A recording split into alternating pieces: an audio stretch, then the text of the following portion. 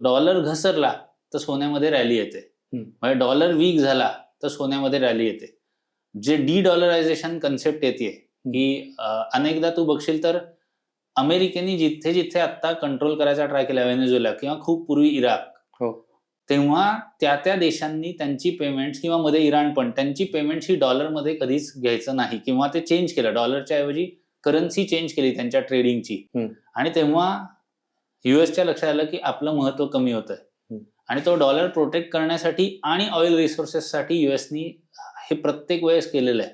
हे लोकांच्या लक्षात येत नाही आणि आता ते इतके पॉवरफुल आहेत की कोणी त्यांना त्यांच्या विरोधात पण जात नाहीये. त्यांना डॉलरचं महत्व का टिकवून ठेवायचं आहे, तर आज जगातली 2/3 करन्सी ही डॉलर आहे. म्हणजे इतर अनेक देशांचे रिझर्व्ह किंवा आपले पण रिझर्व्ह हे majority reserve are in dollar terms.